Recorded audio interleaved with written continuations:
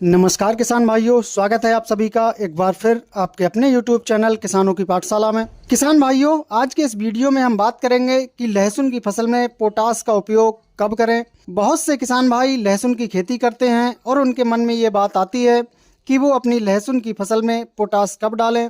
तो इस वीडियो में आज आपको एक महत्वपूर्ण जानकारी मैं आपको देने वाला हूँ, तो आप वीडियो को पूरा जरूर देखें, जिससे कि आपको भी पता चल जाए कि लहसुन की फसल में पोटास का उपयोग हमें कब करना है और किन किन खादों के माध्यम से लहसुन की फसल में पोटास की पूर्ति करनी है। किसान भाइयों, अगर हम बात करें लहसुन की फसल में पोटास के महत्व के बारे में, तो देखिए किसान भाइयों, लहसुन एक कंद वर्गीय फसल है और कंद वर्गीय फसलों का उत्पादन बढ़ाने में पोटास एक बहुत ही बड़ी भूमिका निभाता है।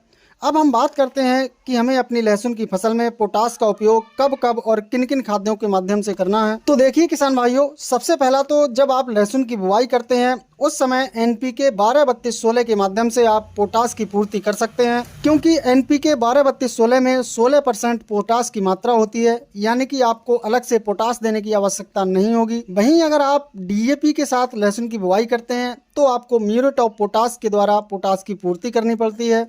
लेकिन किसान भाइयों, यदि आप किसी कारणवश लहसुन की बुवाई के समय पोटास की पूर्ति नहीं कर पाते हैं, तो जब आपकी लहसुन की फसल लगभग 25 से 30 दिन की होती है तो उसकी निराई गुड़ाई करके सिंचाई से पहले आप म्यूरेट ऑफ पोटास के द्वारा आपको अपनी लहसुन की फसल में पोटास की पूर्ति करनी है। इसके बाद जब आपकी फसल लगभग 40 से 45 दिन के आसपास की होती है तो आप NPK 05234 के द्वारा पोटास की पूर्ति अपनी लहसुन की फसल में कर सकते हैं।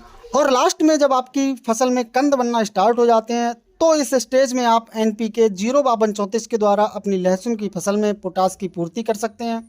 तो किसान भाइयों, इस प्रकार से आप अपनी लहसुन की फसल में पोटास की पूर्ति करके लहसुन की फसल से एक अच्छा उत्पादन निकाल सकते हैं। तो आप अपनी लहसुन की फसल में पोटास की पूर्ति अवश्य करें, जिससे कि आपको अपनी फसल से एक बढ़िया उत्पादन मिल सके। किसान भाइयों, जानकारी पसंद आई हो तो वीडियो को लाइक एवं शेयर जरूर करें।